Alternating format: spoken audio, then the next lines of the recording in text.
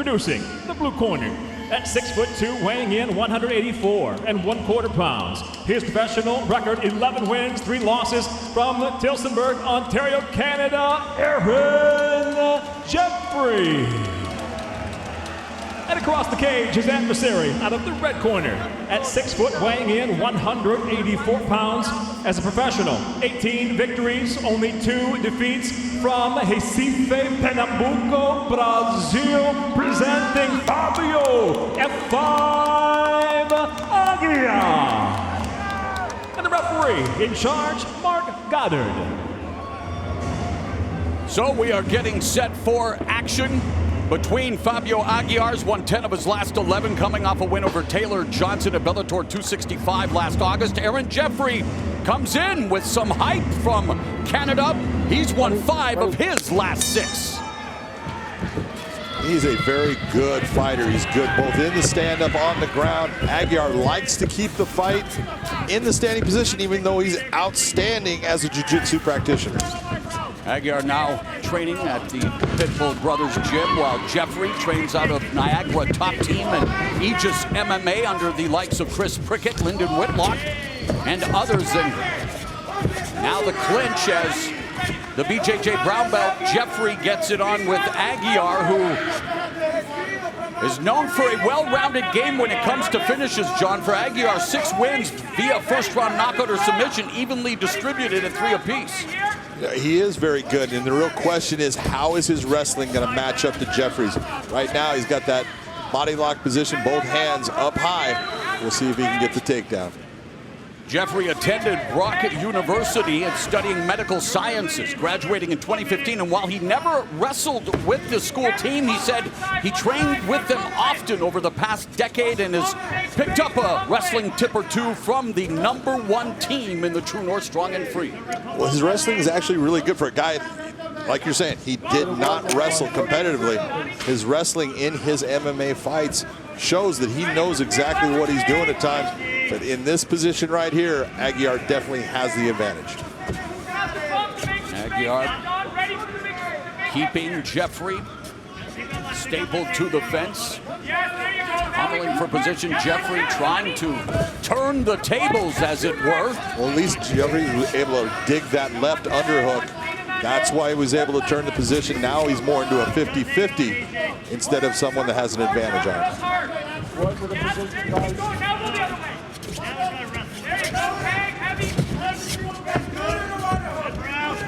2 minutes have elapsed here in the opening round, and it's been a battle for control of the clinch, John. It has been, and you're seeing a lot of, a lot of people are going to look at it and go, oh, they're just kind of, just dancing around.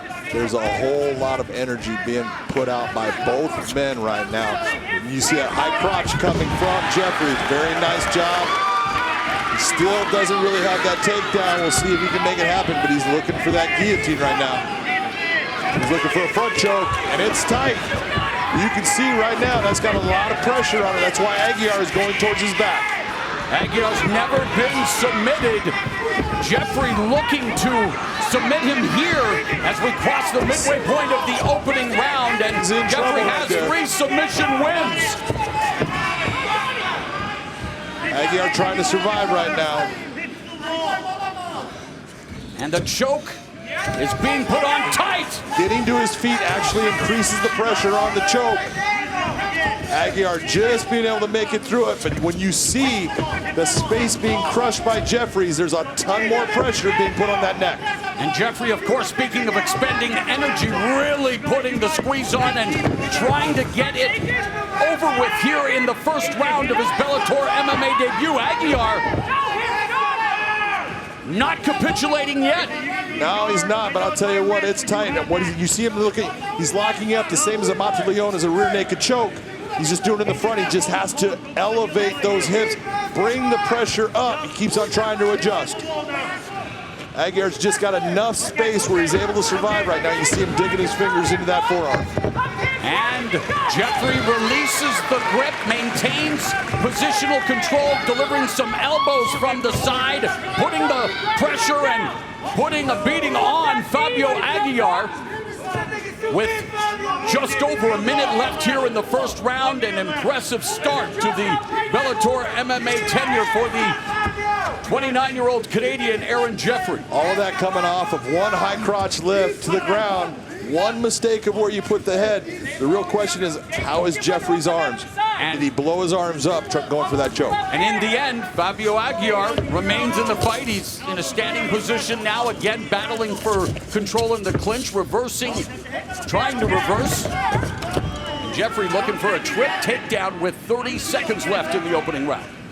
You know, we talk about Jeffrey with his arms, but you got to look at Aguiar. There was a lot of time there. He wasn't getting much air. A lot of pressure on that neck throughout the round. And more pressure on the neck now as Aguiar getting his takedown attempt stuffed by Aaron Jeffery. Final 10 seconds of the first frame.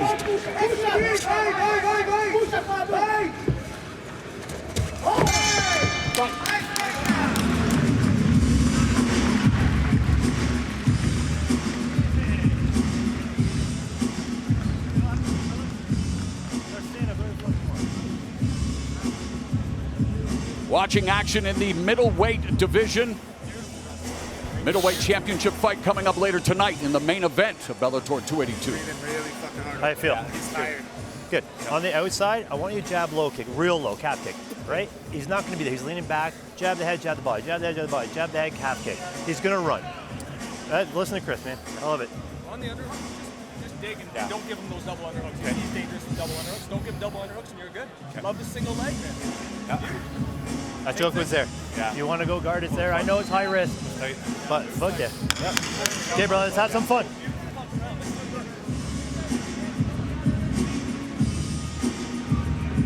Good coaching in Aaron Jeffery's corner as he gets set for the second round of this fight against Fabio Arguiar.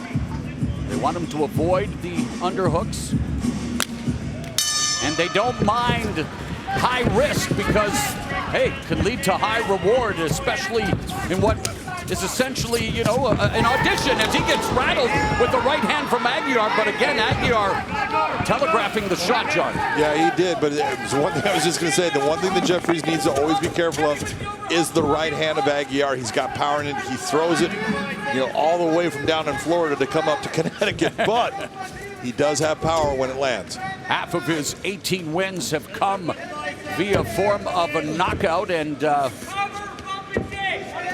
second round taking shape very much like what we saw in the first round. They might have to start paying rent on that side of the fence there, John, spending a lot of time there. Well, Jeffries has that wizard, and he's looking. He just decided that instead of going for that underhook, kind of going after the neck again, just putting pressure on him. He's going to make Aguiar make the decision. Do I leave my neck here with my arms extended around the body, or do I start to defend?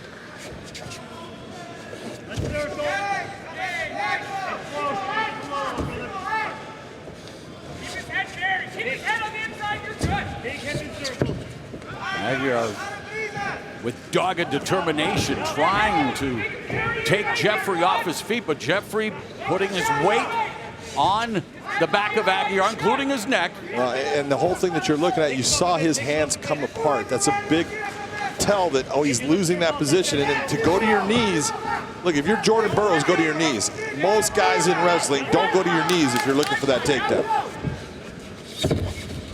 Jordan Burroughs, of course, an NCAA standout, and Olympic gold medalist. We will see an NCAA Division I wrestler challenge Gegard Mousasi for the middleweight title coming up later tonight. The undefeated Johnny Eblen, American Top Team. Hey, that's an NCAA Division I wrestling factory, and you were telling me about something that Dan Lambert has put together with none other than Cale Sanderson and Penn State.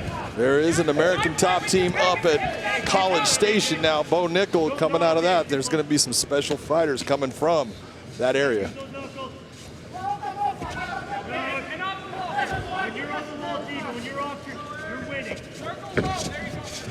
And all of that work that you saw Aguiar looking for that takedown, he took a lot of shots. Jeffery is taking a lot of, delivering a lot of shots now, though, on Aguiar, especially a right hand over the top, and really setting it up, peppering him up with a jab, and then landing the right hand and backing Aguiar to the fence.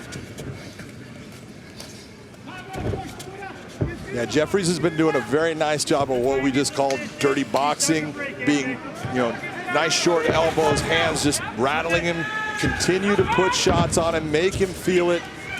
Jeffries has not stopped at all in any of this, but if you're looking at Aguiar, he's starting to wear down a little bit. You can see he's slowing down and he's giving positions that he did not give before. Dirty boxing synonymous with another NCAA Division I standout, good friend Randy Couture. And here you are watching Jeffrey just put the pressure on Aguiar and delivers some a big elbow. Elbows and knees, and Aguiar falls face first to the canvas. That's how you make a first impression in Bellator MMA. Oh, Canada, Aaron Jeffery turning it into KO Canada.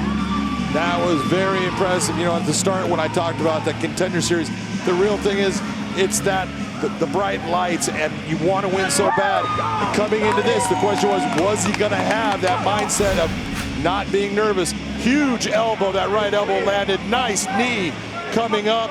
Tries to bring another one, then just jackhammers the left hand until Mark Goddard makes a great stop.